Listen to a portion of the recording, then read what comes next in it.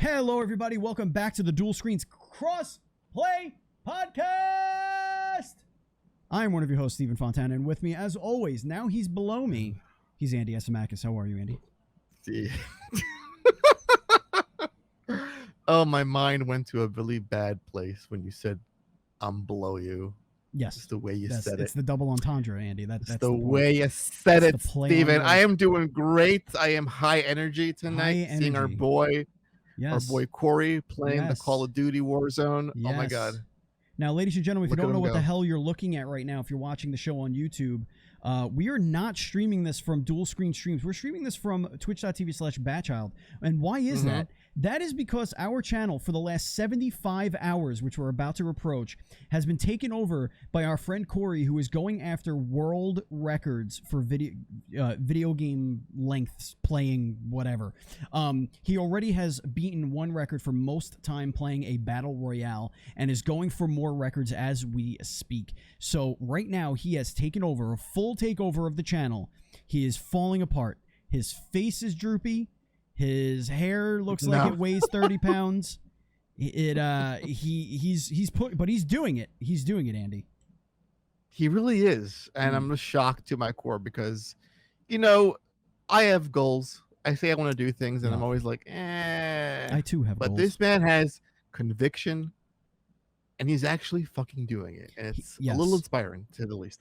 Now, if you're going to watch at twitch.tv/Duel Screen Streams, please keep in mind, you're not going to see no high-tier gameplay here. I think he's got 4 dubs in the entire time in 75 hours. Like, he's trying.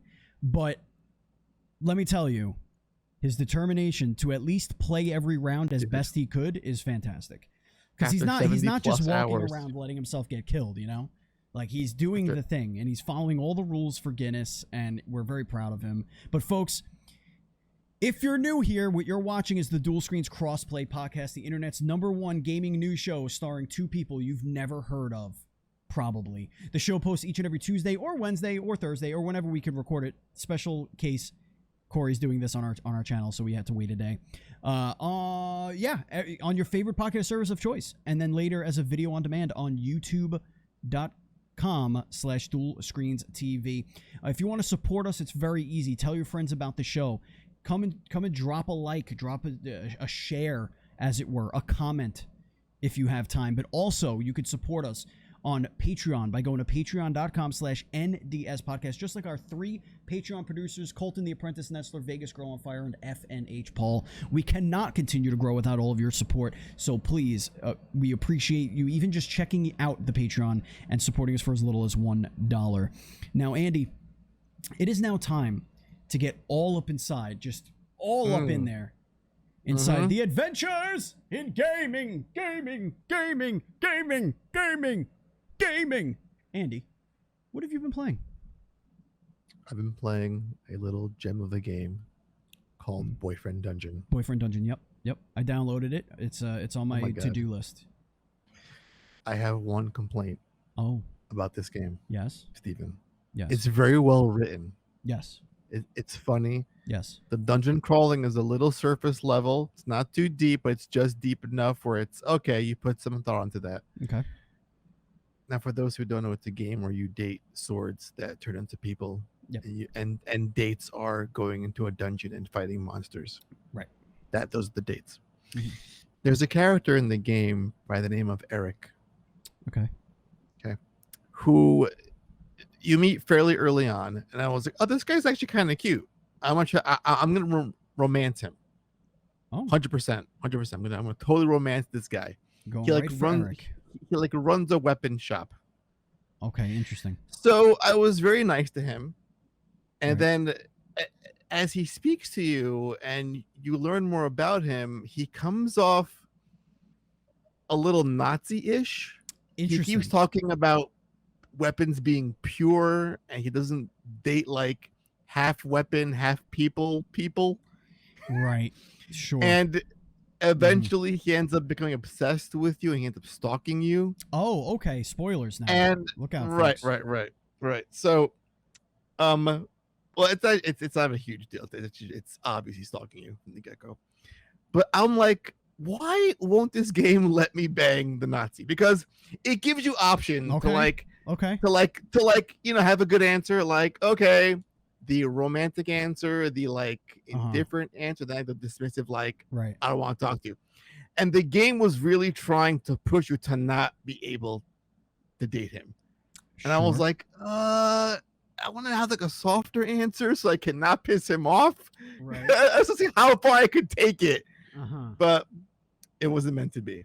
So no, it sounds like you dodged a bullet there.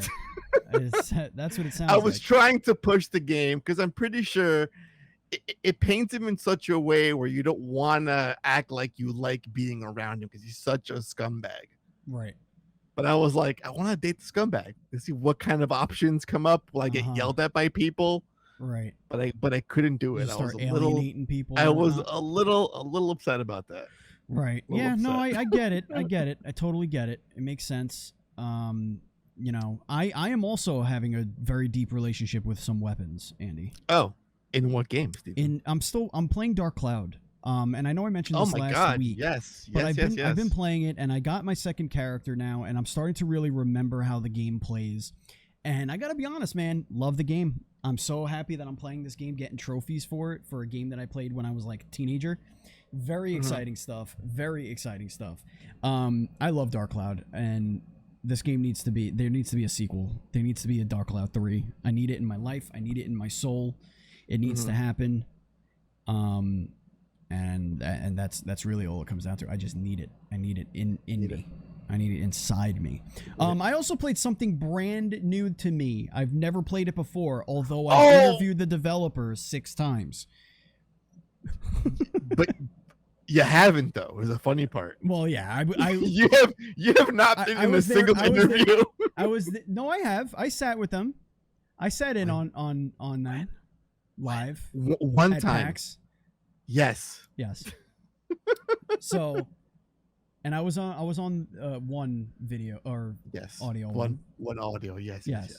So I've done it. But ladies and gentlemen, I finally played Dead by Daylight. Let's get it. Oh my God. How was it?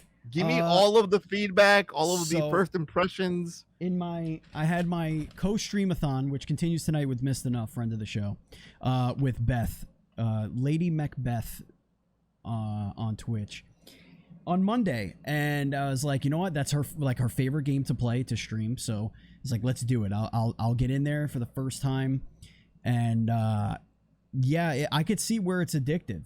You know, I could see where you kind of fall into it.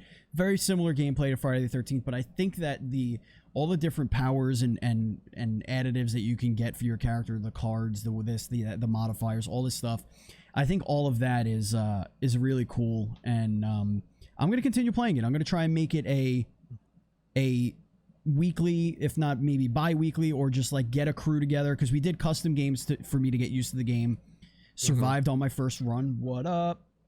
I want in this madness. Yes, absolutely. And then we did take the 4 of us and go into, public killer whatevers. And that was fun too. Did you only play Survivor? No. I also played as Mike Myers. Which I really, really liked. I just like the idea of being a crazy stalker killer dude. I don't like the supernatural type shit. Like, I'm more of a realism, just like the peak physical shape of a human being. Like, that's the way I think of Mike Myers, is just he's a freak of nature. So I gave him perks that just made him really powerful and hard to kill, and like stuff like that. And like, I think one of the things that I had was like, if you slash somebody that's within 100 and something yards or whatever it is of another survivor, they will scream. So like, they also get terrified of it, like if they witness it. So right, I thought that was really, I like to role play as the killer. So it was fun though. I had a good time. But I also played Back 4 Blood. Andy. Oh, what's that like? Is it like Left 4 Dead straight up? So it is, but it actually has a really cool twist to it. It has this. Every time you go to a new level in the chapter, you get to pick sort of a perk from a deck of cards that you've been building. So like you'll draw 5 cards and then you pick the perk. So like one of them will be 10% more ammo, or the other one will be like 5 more plus 5 health, or that some of them will be really specific to like a character, or that will boost your party, an ability for your party. Some really cool stuff. And I really think that is going to be the difference. That's what's going to take the monotony out of a game like that. Because let's face it, like Left 4 Dead, as fun as it was, once you did kind of the hardest run you can do, there was really no other reason to play the game, unless you were going to do some matches with your friends where they got to play the monsters and stuff, and then it would be different. But it's got a hub world where you could kind of run around and buy upgrades and, you know, different stuff for your characters, which is cool. I think this has a lot of potential to be the direction the franchise should really go, or you know, that kind of genre should go, because it adds a lot more. It adds like a games of service kind of twist to it, and also like these slight RPG elements to it. It's not just a arcade shooter, and I appreciate that a lot. But the shooting feels really good. The weapons all feel really good. Some of the missions are really fast. Some of them take you a lot longer. Some of them are hard as hell, and others are stupid easy where you're just like, wait, is that it? That's the mission. But I like that because it's like a roller coaster. It just goes up and down, up and down, up and down. So yeah, I recommend it. I recommend you get in there and check out the beta when you have a minute. I think it's closed now though. I think the last day was this past Sunday. Right. But I digress. There should be another one coming up, I imagine, at some point soon. But that game's coming out in October. So I'm very excited for that one. Yeah, I guess that's it. But I will be playing another game tonight with Missed Enough, and that is Splitgate. Andy, take us into the indie news update, because Splitgate is our headline here. Back in the news, baby. After a 1-week hiatus, Splitgate has returned to the indie news report. Yes, indeed. Splitgate has announced that its release has been postponed indefinitely because it's too goddamn popular. That's right. The beta has surpassed 10 million downloads. 10 million! Holy shit, dude. 10 million people downloaded. That is a lot of people playing Splitgate right now. Yeah. Splitgate's great.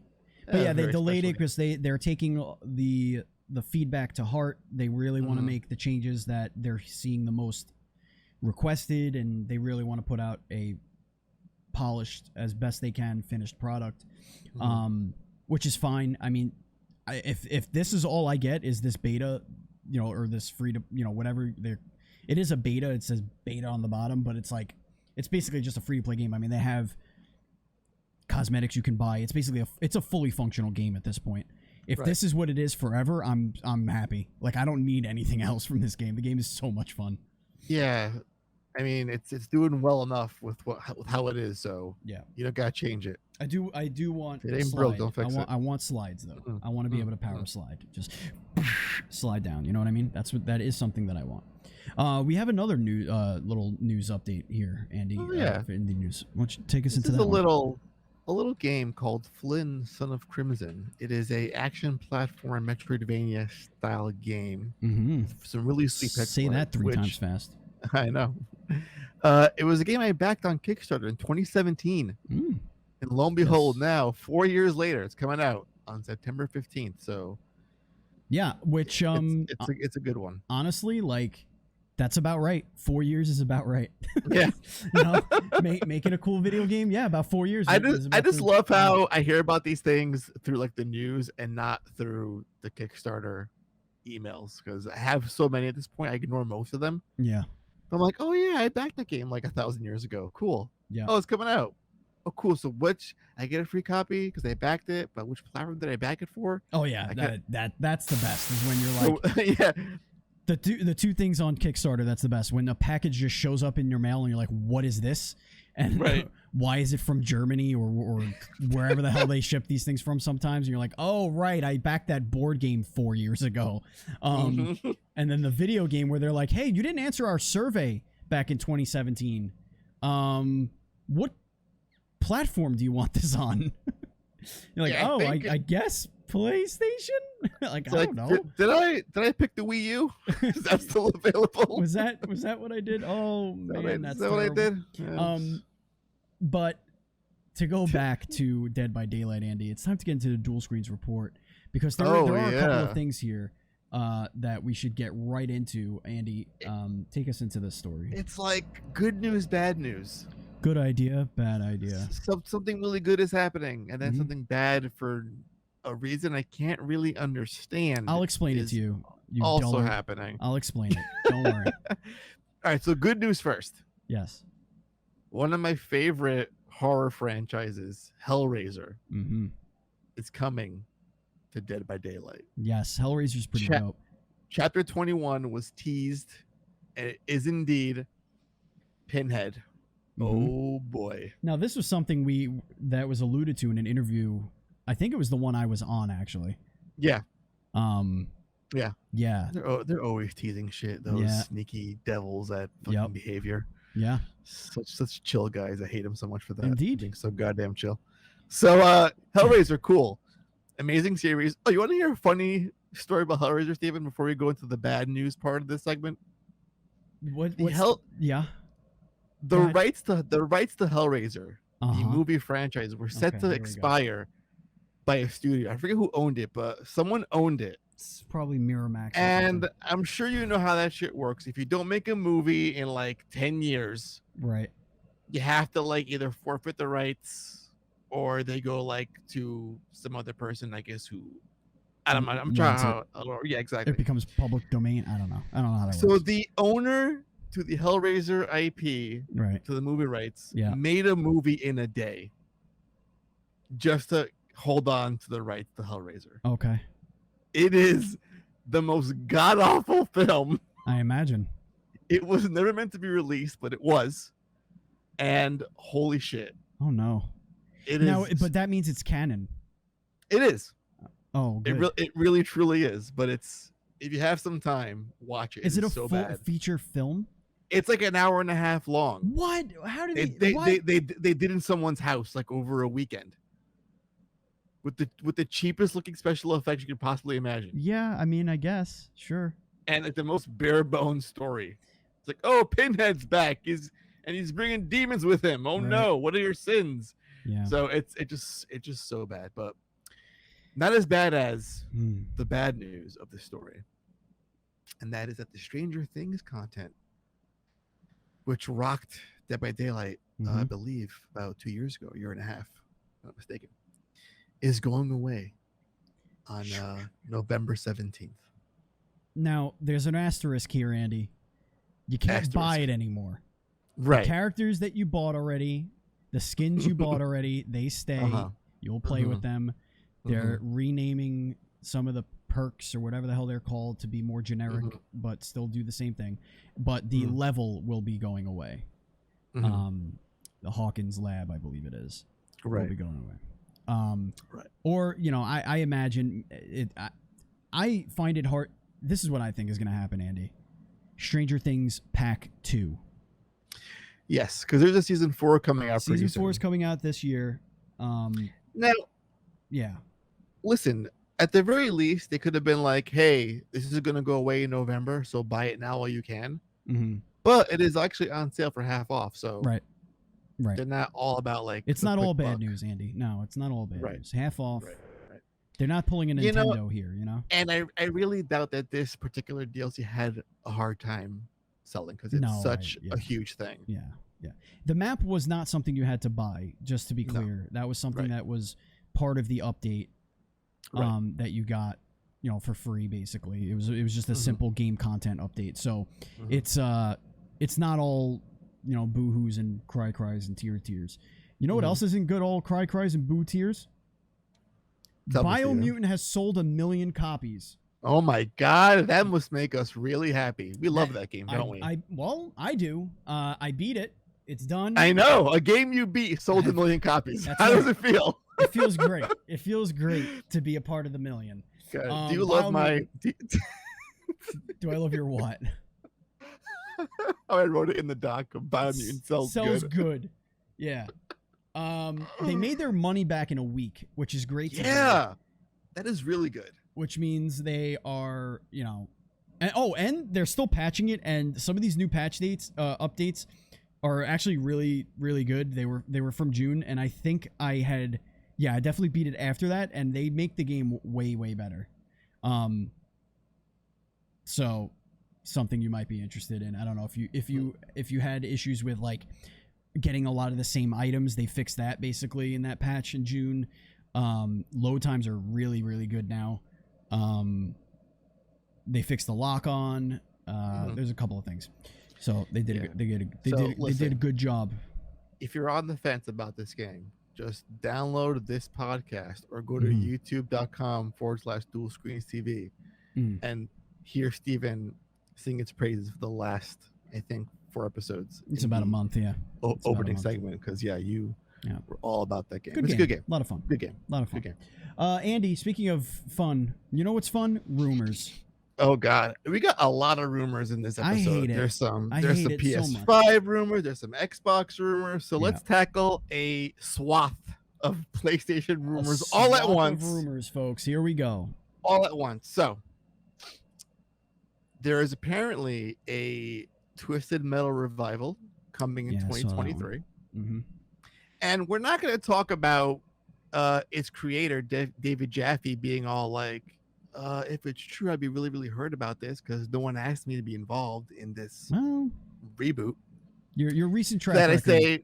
To that I say, David, you've made some great games, God of War, Twisted Metal, but you made some not so great games, and I don't think Sony needs you to make a new Twisted Metal game. No. That's just my 2 cents. So that's that. There was also a rumor of a new Wipeout game coming as well down the pipeline. There's a rumor of a From Software PS5 game that is not Bloodborne 2. Also coming out. And finally, a leaker claims that Sly Cooper 5 is also in development. Okay. So, well, I'm not going to really go into all these details as to who said these rumors. Let's rank the rumors. Well, we can rank them, sure. Yeah. Let's rank them. But then I want to play a different game at the end of the ranking. Okay. Let's rank them first. Ranking the rumors. All right, so we got 4. So we're going to start at the bottom. What's number 4 here? Yeah. Okay, number 4 for me, I'm saying Sly Cooper 5. No, I'm my hard disagree. Hard disagree. It's my number 4. I'm going that whatever the fuck racing game you spoke. What was it? Oh shit, Wipeout? Yeah, Wipeout. Okay. All right. Wipeout is it's a good series, fun game, but I could care. So Sly Cooper is my number 4. Okay, I would say Wipeout at number 3. Okay. Twisted Metal 2 and the From Software game number 1. Yeah, obviously. That's how I would rank these. Now, I would argue Sly Cooper being number 1. Here's why. Who is the studio responsible for the pedigree of the Sly Coopers? Well, for a while it was Sucker Punch, but the last one was not Sucker Punch. Right. Life 4 was not Sucker Punch. No, I know. But we know Sucker Punch. We know that they could do things, and they could do a lot of things. So what if this is some sort of thing that they're involved in? The next Sucker Punch thing, collaboration, whatever it would be, is way bigger news than a From Software game, in my opinion. And you would imagine after Ghost of Tsushima, they'd have a much larger team now to do multiple projects at once. Like, now we can do a little diversity in our software. Right. Sucker Punch team will do like one team does Ghost, one does Sly Cooper. Okay. So all right. That's now. Oh God. What I want to ask you, Steven. Yes. Gonna ask me what? Now, you would think when I ask you this question that our ranking sort of gives away the answer. Okay. Because I want to ask you if you could pick one from all these, which one would it be? And we gave our number 1s, but we got a little twist here. Okay. Got a little twist. You can pick one of these to be true. Yes. But the other 3 can never be true. Yes. And those IPs die forever. Oh, forever. So if you pick Sly Cooper, I know the answer. There will never be a Wipeout again. The answer's easy. A Twisted Metal again, or it's a new IP from Software. So you don't get a new From Software IP. The ones they made are the ones you keep. This is easy for me. The From Software games, super similar. You can just keep those IP going, no problem. You already know how I feel about the fucking racing nonsense. Now, Sly Cooper, cool game. Don't care. Really don't. I only care about the dev. So I'm going Twisted Metal. I think having more Twisted Metal games, like maybe one a generation, is dope. Because Twisted Metal is such a proven gameplay mechanic, you know, and they could make that so much fun, and they could expand on it like massively. Think of the teraflops, and think of the textures, Andy. think of the textures. Think of all the teraflops that we could slap into. I spend most of my day thinking about teraflops, Steven. That's what I'm saying. Think about it. Think about how many, think about it, Andy. Think about like 40 car battle royale Twisted Metal. Oh my god, in glorious 4K, glorious 120 FPS. 4K with ray tracing. 4K. Cray. So I'm gonna shock you, Steven. Shock me. I'm actually in agreement with you. Oh, that doesn't surprise me at all. Like, listen, I love Sly Cooper. Yes. And I love Wipeout, and I would love a new Bloodborne type anything. Yeah, but they're not the only ones that make those games. Yeah, exactly. Yep. But we have so many solid third-person action games already on PlayStation. We need a Twisted Metal. We need vehicular combat. Because those games have both story and good racing combat. Yes, so they do. You get the best of both worlds in that scenario. And we have battle royales now. Like, you can make this a true, crazy drive around an open, evolving map with the gas closing in, or whatever it is, like the ring of fire closing in. And let's be honest, Sweet Tooth is such an iconic face. He needs to come back some way. Yeah, that's not a TV show. Yeah, in the works right now. Yeah, but yeah, we need him back. Like, that could be a tent pole for the PlayStation family. Speaking of tent poles, everyone who was born in the 80s and 90s had a tent pole erection today with the Pokemon Presents, Andy. Huge stuff came out of this bad boy. We're just going to go over it. I'm just going to go down basically what we saw. We are getting Mamoswine and Sylveon in Pokemon Unite. Cool new Pokemon. That's great. They look good. They look like they function well. We're getting a renewed puzzle game that's their words. Pokemon Cafe Remix. So that's cool. But then we get to take a look at these whatchamacallit, the Diamond and Pearl remakes. Oh, yes. Andy. Steven. I hate it. Oh, my God. I hate it. Oh, tell me. Give me all of it. Give me all the hate. I just don't like the way it looks. I want it to wash over me. Yes. Give it to me. I don't like... Well, this isn't a Zelda, like, Link's Awakening issue. Okay, that's not what this is about. This is more like, I just don't like this style of remake anymore. I don't think it's necessary. It doesn't add anything that's... This is for people who didn't have the DS. That's who this is for. Right. Like, oh, I was born in 2003. I've never played this game before. Like, that's who this is for. That's great. They'll love it. They'll enjoy it. It's actually a really good Pokemon game. But I don't want these games, and I'm happy that people are excited about it, but I am not going to replay those games at all. It was also, we had the Pokemon Go 5th anniversary. We're getting some Sword and Shield Pokemon in there, I think. Yep, that's what we're doing. Looks good. It's getting a little bit of a graphical overhaul, which would be nice. Didn't look that great. Looks better than what it is now, but it didn't really impress me, but we'll see. But the real thing we were here for, obviously, was the... What you called it? I forget what they call the game. Damn, I'm like... Pokemon Legends. Legends, that's right. Arceus. Yes. This looks so much better than it looked when they first showed it, which was basically a teaser. Man, they did a lot of work in that time. What has it been, a year, I think? This game looks fantastic. We got a new region's what's his name? Growlithe. The he's all Growlithe. fluffy and shit. He's got look how cute he looks. He's very cute. Very all fluffed out. Cute. So I saw some Pokemon that I'm not really that familiar with, so that's good. You got a Stantler Evolution. Yep, Stantler Evolution, which is interesting. Like, I guess they go extinct because takes place like in the past. Yeah. So okay.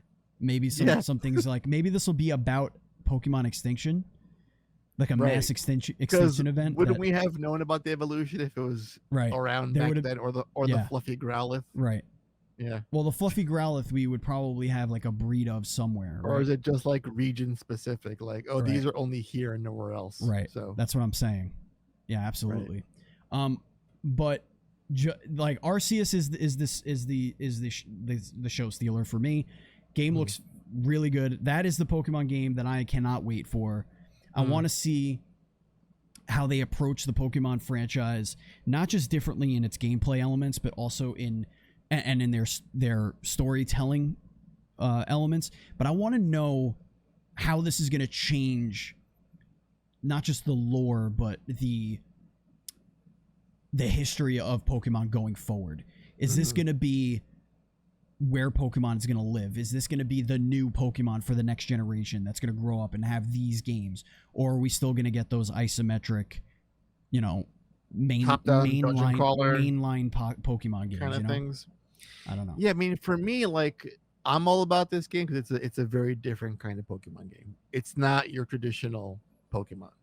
It looks and feels so different. It's like, is it Monster Hunter? Is it Breath of the Wild? Like, what is going on in this Pokemon game? Right. And this to me is way more attractive, way more enticing than remakes of old shit, which, okay, they look okay, but I've been there, done that. Or even like the next gen Pokemon game.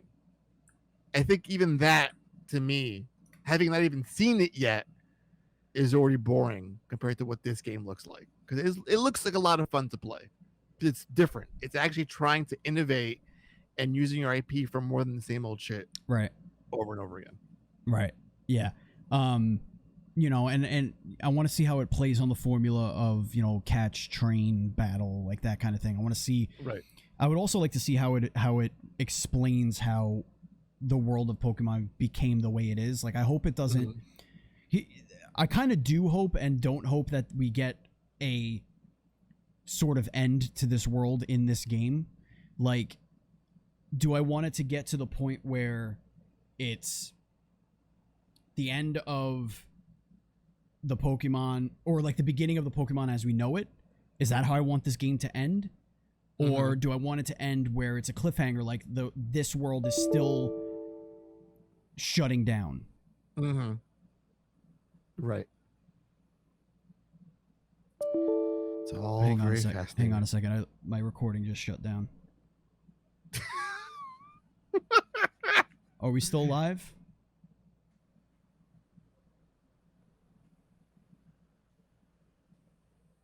All right, we're still live, but my recording isn't working right now, so I'll probably have to get the VOD. Oh, an error occurred with the output. Please check your streaming and recording settings. Why is it doing this all of a sudden? I don't know how long it did that, so we're just gonna have to do it from the VOD, which is fine. And I want to thank all of our viewers that came in here on that raid. I appreciate it. Thank you, Noah. I appreciate you being here. Hello, Dave. We're doing a podcast. It's almost over, so after that, I'll get to my normal stream.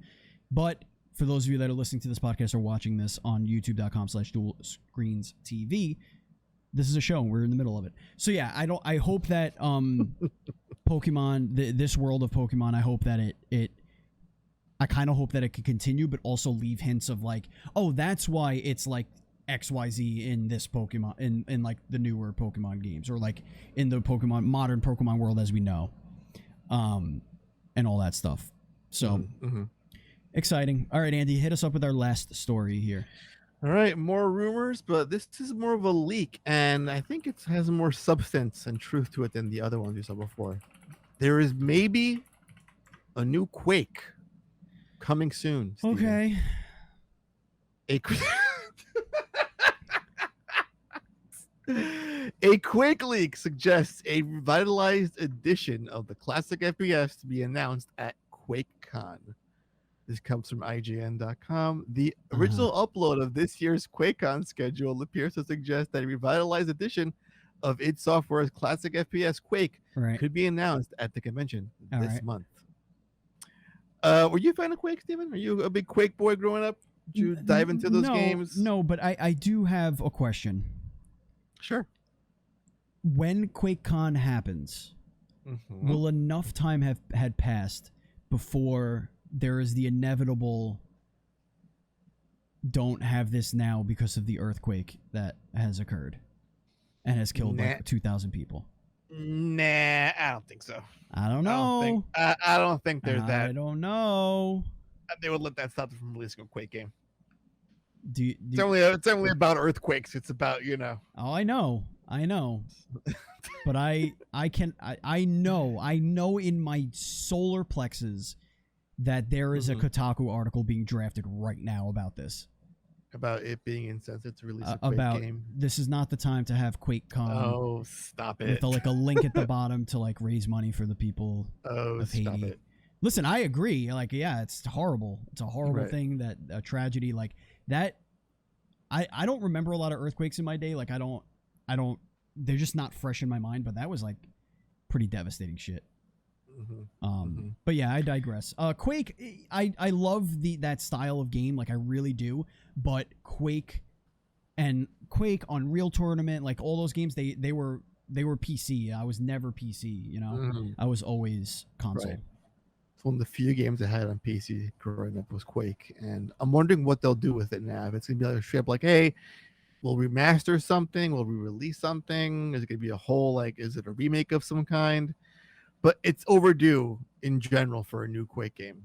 And Doom is doing really good for id Software, amazing. But please do not ignore Quake, because Quake needs some love, and I'm here for it.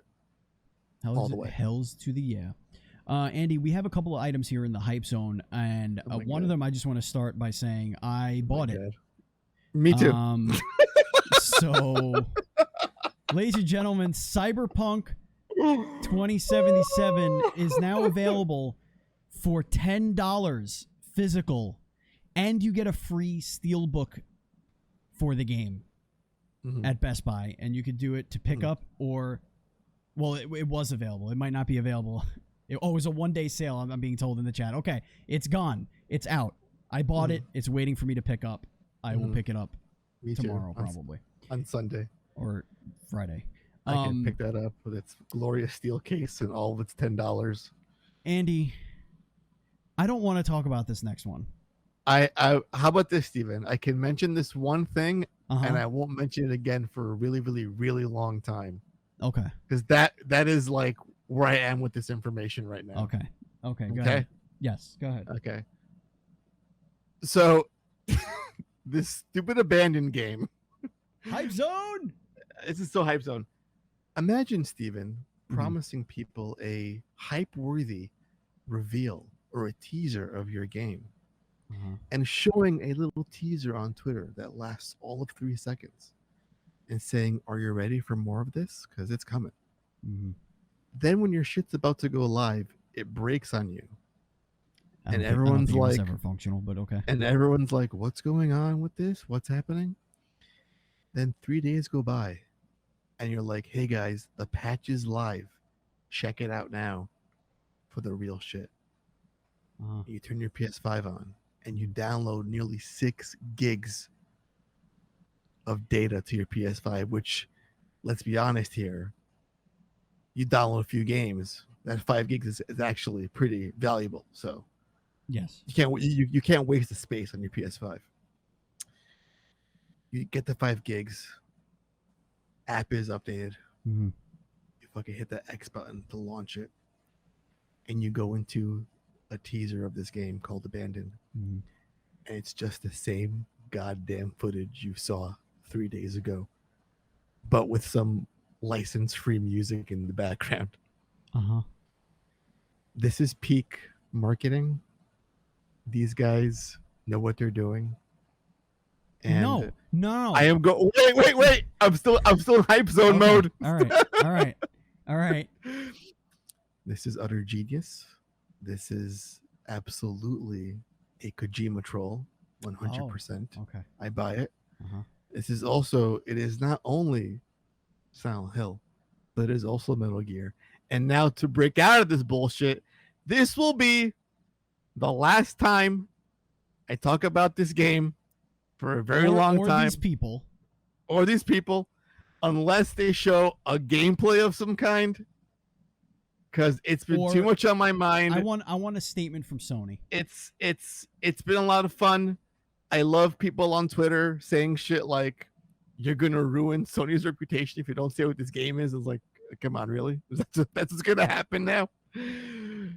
So I'm kind of walking away. My hands are being washed. I'm doing the hand wash motion. Yeah, it's been real. Yeah. I really tried not to fall for this shit. Yeah. But it just kept persisting on the Discord. The fact that they've never put out anything, and I couldn't ignore it, was astounding. Like everything they have ever tried to put out, they had to cancel. And they give the most contradicting, weird ass interviews, and I'm just too deep, and I gotta dig out of it. I hate them. I'm walking away. I hate them, and I'm done. But and what I don't hate is that you in the show. Yes, this is the end of the show. We did it. We got to the end of the show. Thank you so much for watching and listening and commiserating with us. I appreciate all of you. Remember, you can support us on patreon.com/NDS podcast. We love you oh so very much. If you want to follow us on social media, we're at Duel_Screens. I am at Batchild27. Andy is at PantsGuy. And the Grounded Gamer, that's Grounded, no ED, just double D Gamer, is right here in this video attempting the record. He's at 75 hours, 39 minutes. Absolute That's right. madman. It's absolute madman, Kory. Congratulations on one record, and here's to many, many more. Hopefully 5 will be had by the end of this. 138 hours is the goal here. So good luck, sire. We adore you and all that fun stuff. Yeah, that's it. Andy, any parting words for our listeners and viewers before we go? This is fun being on your channel for a week. It's a little weird. Kind of interesting. Yeah. I hope to come back here playing more Dead by Daylight. I want to be all about that shit. Video games, very important. And play some shit with you. But yeah, this has been fun. Hi, Batchild's audience. Yes. How you doing? The Bat Children. It's basically the same people. Hi and goodbye. Yeah. Yes, indeed. Thank you so much for listening, and as always, please be excellent to each other.